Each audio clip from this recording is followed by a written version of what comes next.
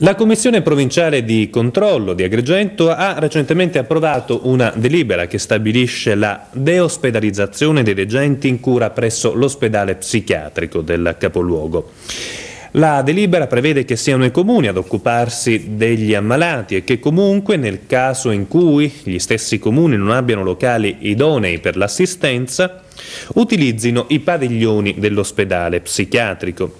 Il provvedimento sta naturalmente provocando reazioni contrastanti. Noi allora abbiamo pensato di sentire in proposito l'opinione di due medici, il dottor Francesco Manno che lavora presso l'ospedale psichiatrico e il dottor Carmelo Nobile del Centro per la cura della salute mentale. Dottor Manno, proviamo a spiegare in che cosa consiste dal punto di vista pratico la delibera approvata dalla Commissione Provinciale di Controllo. Con questa delibera si chiede all'ospedale psichiatrico di riconsegnare ai comuni di provenienza gli ospiti che attualmente stanno dentro l'ospedale psichiatrico e nell'eventualità che i comuni non riuscissero ad accogliere queste persone in strutture idonee, si chiede ai comuni di farsi carico indirettamente dell'assistenza di questi ricoverati dell'ospedale psichiatrico pagando la retta conseguente. Formalmente questa operazione verrebbe a determinare uno scorporo di alcuni padiglioni dell'ospedale psichiatrico dove appunto verrebbero alloggiate queste persone trasferite per competenza gestionale ai comuni, e questo scorporo non si capisce bene quante persone dovrebbe riguardare, ma da quello che posso capire io della delibera dovrebbe riguardare tutti gli ospiti dell'ospedale psichiatrico. Quindi nella sostanza sarebbe il comune a pagare per la cura di questi ammalati? Sarebbe il comune a farsi carico della cura della gestione più che della cura di questi ammalati, perché la cura degli ammalati dovrebbe essere sempre a carico della USL di Agrigento, che ha la funzione, la struttura in oggetto. Ecco, ma dal punto di vista pratico, quali conseguenze avrà questa delibera nella vita dei degenti e anche dei medici che lavorano nell'ospedale psichiatrico di Agrigento? Ma io credo che non potrà avere nessuna conseguenza, perché di fatto queste persone lì erano, lì sono e lì resterebbero con questa delibera. Non credo che alle persone poi importi molto chi paga in realtà. Il problema è se per queste persone vengano o no fatti dei passi, messi in opera delle strategie che abbiano in qualche maniera la possibilità di condurle fuori, di condurle a una reale risocializzazione. Allora il problema si pone in altri termini, si pone nei termini di contattare realmente le strutture, le istituzioni esterne, i comuni, le USL, i servizi territoriali di salute mentale, e agire con loro dei programmi di reinserimento dei singoli ospiti. Fino a quando queste persone restano all'interno dell'ospedale psichiatrico, anche se alla struttura cambiamo nome, non credo che le situazioni possano cambiare granché. Potrebbero peggiorare nella misura in cui la gestione da parte dei comuni, pur se indiretta, potrebbe essere meno attenta e meno interessata di quella che è stata fatta sinora dall'ospedale psichiatrico. Con il rischio che si ripetano situazioni come quelle che poi hanno portato allo scandalo dello psichiatrico, la denuncia attraverso i mass media. Ma le situazioni non solo c'è il rischio che si ripetano, ma c'è una netta sensazione diffusa che lo scandalo ha sollevato una polvere che sta ricadendo col tempo sulla istituzione ospedale psichiatrico, perché di fatto una serie di iniziative, di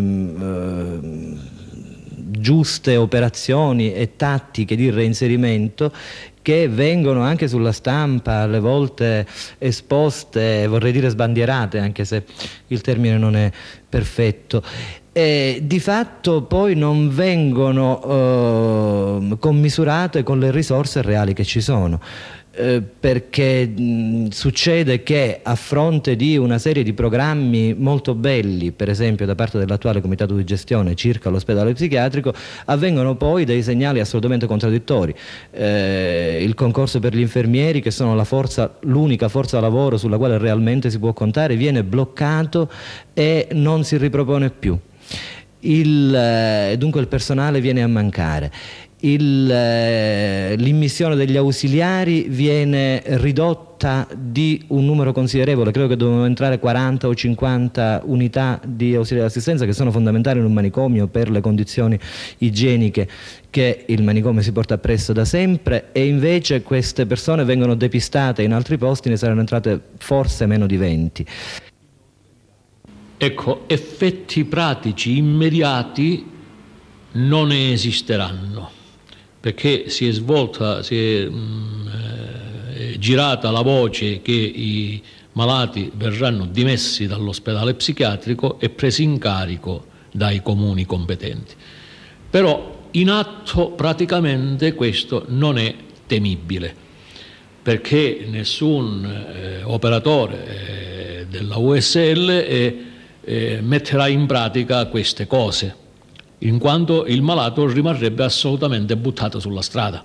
Quindi prima di tutto non c'è urgenza, non c'è allarme da diffondere. Dal punto di vista giuridico è vero la voce che circola. Lei mi parlava di una delibera che era stata adottata nel 1987, ratificata dal Comitato di gestione nel 1988 e adesso resa esecutiva dalla Commissione di controllo. Quindi è una delibera di già da tempo oggetto di nostro lavoro e di nostro studio.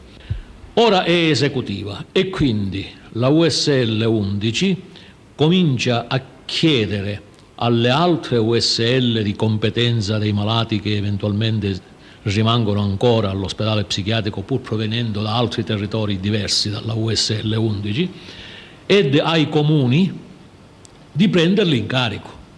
Ma evidentemente noi li deospedalizzeremo, come siamo abituati a dire in termini tecnici, soltanto nel momento in cui le USL e i comuni di provenienza assicureranno questa presa in carico. Ecco, è un processo questo che ha bisogno di molto tempo ancora? Purtroppo credo di sì, anche se noi cercheremo di pressare gli enti interessati per non perdere ulteriore tempo. Tuttavia io devo dire che i comuni della provincia di Agrigento ancora non sono attrezzati secondo quello che prescrive la legge 22 legge regionale 22, numero 22 del 1986. Questa legge prescrive che ai fini di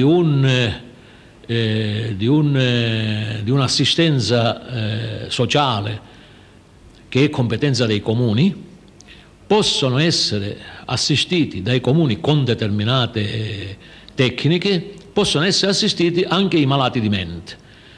Quindi questa presa in carico da parte dei comuni non è che deriva dalle ulteriori evoluzioni della legge 180 eccetera eccetera, deriva soltanto da una legge regionale 22 sul riordino dei servizi socioassistenziali, che sono primaria competenza dei comuni. I comuni ancora non hanno organizzato i loro uffici di servizio sociale, come prescrive questa legge. Non hanno organizzato i famosi nel campo specialistico, nel campo tecnico, i famosi interventi coordinati ed integrati che sono previsti per assistere proprio sia dal punto di vista medico, competenza USL, sia dal punto di vista socioassistenziale, competenza dei comuni, assistere i malati di mente. Nella sostanza, allora, possiamo dire che siamo di fronte quasi ad una bolla di sapone, cioè che per quanto riguarda la mitica deospedalizzazione del malato di mente, almeno in questo caso, almeno nella situazione della provincia di Agrigento, tutto o molto resta ancora da fare? Sì, resta ancora da fare moltissimo. E tuttavia ormai gli atti deliberativi indispensabili sono di già esecutivi. La differenza è questa, che l'amministratore dell'USL e della Commissione di controllo ha di già indicato gli strumenti amministrativi, però ancora questi strumenti amministrativi non trovano, dal punto di vista socio-assistenziale, nessun operatore che tecnicamente li possa mettere in atto. Perché il momento in cui la legge 22 di cui le parlavo parla degli uffici di servizio sociale professionale, badiamo bene, e in tutta la provincia di Agrigento ancora nessun comune ha costituito questi uffici, e allora non c'è nessun soggetto, nessun protagonista che possa prendere in mano questi strumenti amministrativi e adoperarli. Sono passati 12 anni dall'inizio dei lavori, eppure ancora il Teatro Regionale di Sciacca attende di essere ultimato e nessuno in vero sa quando ciò potrà avvenire. A progettarlo è stato il grande architetto Giuseppe Samonà ed il plastico è oggetto di attenzione e studi da parte delle migliori scuole architettoniche italiane e non italiane. Tuttavia l'opera a molti saccensi, sembra non piacere granché. Salvatore Mandracchia ha dunque pensato di raccontare per reportage la strana storia di questo quasi teatro.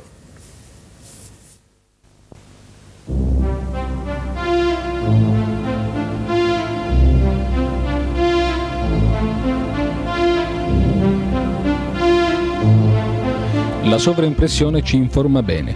A tutt'oggi il Teatro Regionale di Sciacca è quasi un teatro. Le lungimiranti preoccupazioni del suo progettista Giuseppe Samonà sono realtà. In vecchiaia l'insigne architetto aveva un solo desiderio: vedere operante una struttura che, concepita negli anni della piena maturità, rappresentava il compendio della sua lunghissima esperienza e di almeno 60 anni di preziosi studi architettonici e urbanistici.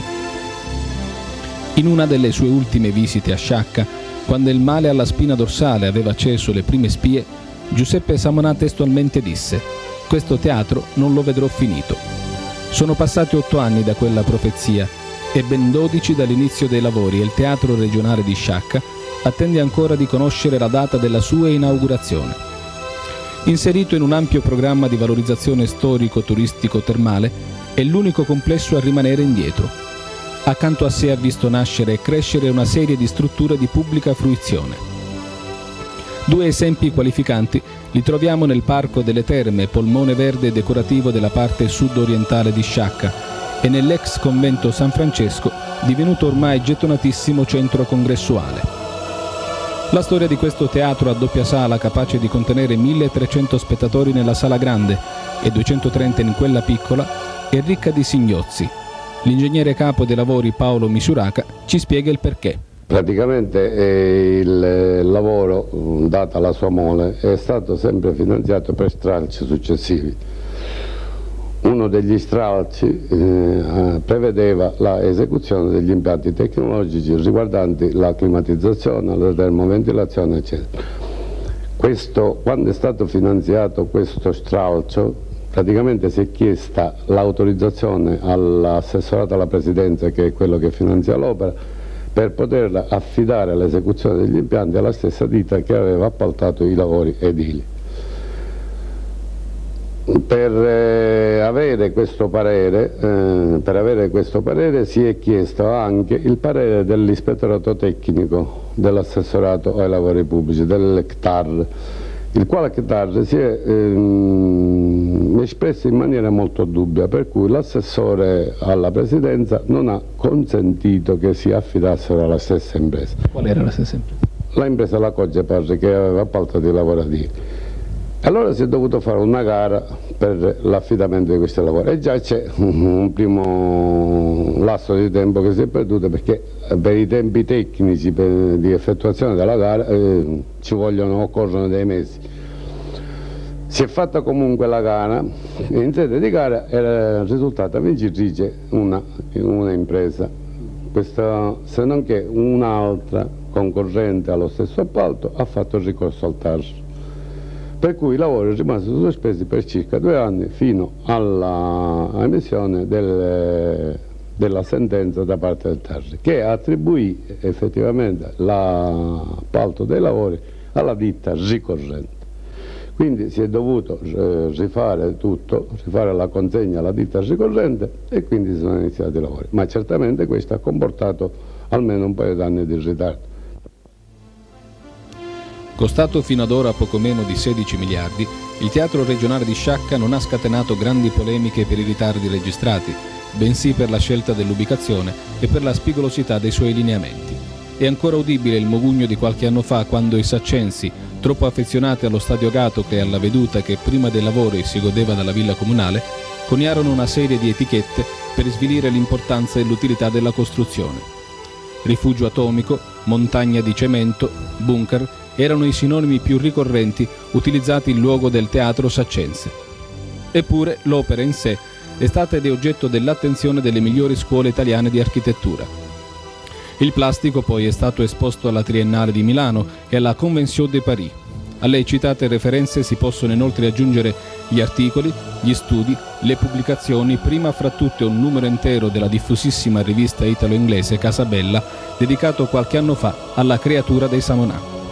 Ma quale fu l'idea base che spinse Giuseppe Samonà? Alla domanda risponde il figlio Alberto, anche lui architetto e attuale direttore artistico dei lavori.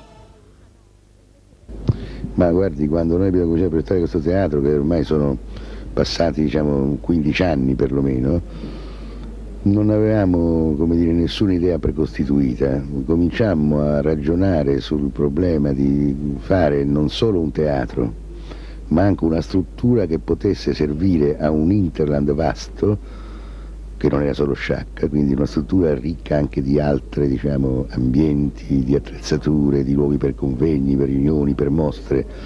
Quindi non è mai stata, come dire, un'idea di teatro precostituita, cioè una sala e una scena. Poi quando abbiamo visto l'area, abbiamo accettato quest'area che ci sembrava straordinaria, ed è straordinaria, nel senso che è un'area, non solo perché è libera, è un'area in una posizione panoramica stupenda, nella quale il teatro crea un equilibrio e la fa diventare non periferia. Questa struttura in cemento un po' pesante, qualcuno l'ha definita grave da aspetto, suscitò allora parecchie polemiche e clamore, e poi, perdendo tempo nella realizzazione, qualcuno anche disse che bisognava fare una colletta anche per demolirlo. Sì, questa è stata un'idea molto, molto carina, fra virgolette, di un consigliere comunale, che io sappia, ma per fortuna costava troppo demolirlo, quindi il teatro è rimasto e poi non sarebbe mai stato, penso, demolito. Allora, il problema qual è? Questa struttura, se lei già la vede adesso, comincia a invecchiare, e questa è una sapienza architettonica. Il calcestruzzo invecchiando diventa come pietra. Allora lei provi a immaginare tutte le grandi architetture di questa costa, da Agrigento a Selinunte, parlo dei templi, non per paragonare la bellezza dei templi al teatro, ma per il tipo di ragionamento fatto da noi. Questo calcestruzzo invecchiando diventa quasi come pietra e quindi assume, come dire, nel paesaggio come una caratteristica di continuità. Il concetto espresso da Alberto Samonà è uguale a quello manifestato 100 anni fa dal suo illustre concittadino Ernesto Basile. Ai detrattori del Teatro Massimo di Palermo, il grande architetto del XIX secolo era solito rispondere che per apprezzare il valore architettonico di un'opera bisognerebbe vivere almeno 150 anni. Per la particolarità del suo aspetto, il Teatro Regionale di Sciacca non suscita grandi entusiasmi. Una volta completato, potrà però diventare il crocevia di una serie di qualificanti iniziative dal ritorno sicuro. Nonostante l'impressione, all'interno i lavori procedono. La Sogeme e la Climac si stanno occupando dell'installazione degli impianti di termocondizionamento, mentre la Cogepar è impegnata nella definizione delle opere edili. Nell'eseguire gli appalti aggiudicati, le imprese si sono spesso vicendevolmente intralciate, generando una serie di evitabili ritardi. Con l'intervento del Comune di Sciacca la situazione si è ricomposta, ma quando verranno consegnati i lavori? Al quesito risponde il direttore dei lavori, l'architetto Nuccio Porretta. La consegna di questi lavori non è prevista verso la fine di luglio, non è i primi di agosto, ma almeno per quanto riguarda gli impianti di termocondizionamento del teatro, tutti quanti gli impianti complessivamente. Ma ci sono altri tipi di problemi che si prefigurano? Ma il problema principale è la realizzazione, diciamo, di questi impianti e soprattutto il loro funzionamento, diciamo, perché evidentemente che la definizione delle opere civili è legata anche al funzionamento degli impianti, perché non vorremmo poi disfare quello che abbiamo fatto se prima queste cose non funzionano. Architetto, com'è che si sono accavallati i lavori edili con quelli di termocondizionamento? Ma c'era stato fatto prima, espletato un primo appalto per quanto riguarda le opere edili e poi successivamente l'altro appalto relativamente alle opere tecnologiche del teatro stesso. Continuano ad incrociarsi questi lavori? Sì, i lavori continuano ad incrociarsi, però noi li stiamo facendo andare avanti in modo tale che vanno avanti alcune cose in modo tale che l'altra impresa possa entrare per poter andare alla definizione del teatro stesso. Finiti questi lavori, cosa ci sarà altro da fare? Finiti questi lavori, poi ci sono tutti quanti gli impianti di palcoscenico e poi anche l'arredamento del teatro stesso, le cui perizie sono già a buon punto, sono già preparate. Previsione di consegne e di inaugurazione? Di quale? Di tutto il complesso. Tutto quanto il complesso, ma io le posso dire, almeno per la parte che mi riguarda, noi entro luglio di quest'anno, le ripeto, dobbiamo dare per forza questi lavori più finiti, i lavori di termocondizionamento e poi successivamente entro la metà dell'anno prossimo sicuramente anche gli altri lavori. Per la metà del 1992 tutto dovrebbe quindi essere a posto. Ma da qui a quella data quali altri elementi possono ostacolare il completamento del teatro regionale di Sciacca? Ma guardi, elementi in teoria e anche in pratica non ce ne sono. Nel senso, i problemi tecnici sono tutti ormai risolti, non sono più problemi tecnici di soluzioni di impianti, di soluzioni particolari. Gli appalti sono tutti fatti, meno l'ultimo che riguarda gli arredamenti, evidentemente, che segue la fine dei lavori. Quindi io penso che in 1 anno e mezzo, 2 dovrebbe essere finito. Professore, lei quando progettò questo teatro si diede così personalmente una data per la realizzazione, per la consegna e per l'inaugurazione? Beh, io pensavo che in 4-5 anni potesse essere finito e lo pensavo anche con preoccupazione, nel senso che un'opera così complicata avrebbe bisogno di più tempo per essere meditata, non di tanto quanto adesso evidentemente.